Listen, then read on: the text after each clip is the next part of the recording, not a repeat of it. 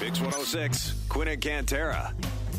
It's 1-800-LAW-1010, 1-800-LAW-1010.com. Paul Harding on the phone, Cantera, from Martin Harding Mazzotti. And we had opening statements in the trial of NXIVM leader Keith Raniere starting yesterday. What are we watching for this week, Paul? Well, you know, it's going to be quite the show down there, and to the extent that they even found out they've got some folks, screenwriters from Hollywood, who are going to sit through this whole trial because they anticipate there's going to be some of that going on at the conclusion, whichever way that the jury rules. So here we've got a trial that is going to be sensationalized, going to have lots of twists and turns, but at the end of the day, he has no one standing with him. All the co-defendants, as we found out last week, pleaded out, and many are going to be testifying against him. So did Allison Mack pled out? She did. In fact, she pled out. She has what they call, she and Saltzman have what they call a cooperation agreement, meaning you plead out, but you've got to make sure you testify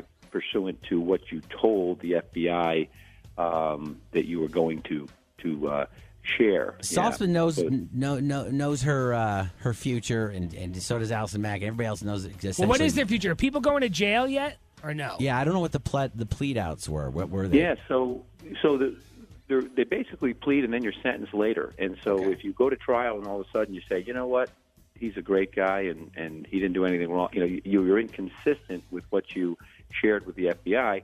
Then you got a whole new problem. It starts fresh. So there's a plea, but you didn't cooperate with the agreement. There'll be jail time for the other folks in this. Again, you don't want to. I don't want to just paste them all the exact same. They all had different roles. Sure.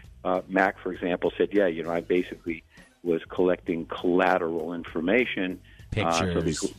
And so, stuff like that, and she got a gain from that. I suspect she's going to see some jail time, but maybe some of the other folks won't. Paul, how long do we expect this NXIVM Keith Raniere trial to go on?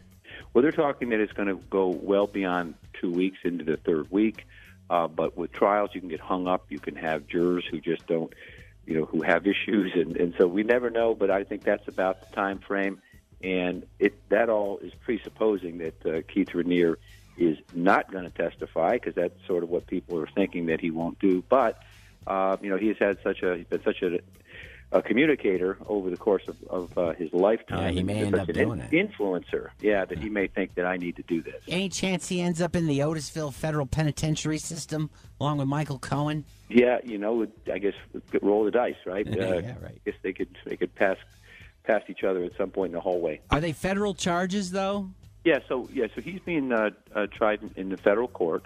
The federal charges, there were state charges that could come later if by chance he were to, be found not guilty. I mean, by chance. I really feel that the government has a really good case, but we've seen it in the past where we think, this looks like it's going one direction, but we haven't really heard anything from the defense. Okay, what we've heard is what the prosecution, what the federal government has sort of talked about, in large part through the media, and the Keith Raniere's team has been saying virtually nothing. So we may learn some new stuff during the course of this, but probably just not enough to exonerate him.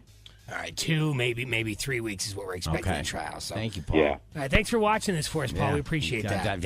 I'm like 3 podcasts deep in on this thing. It's so fascinating. We appreciate it. We'll see how this wraps up. Paul Harding, Martin Harding Mazzotti, 1-800-LAW-1010, 1-800-LAW-1010.com. Thanks, Paul. Bye, guys.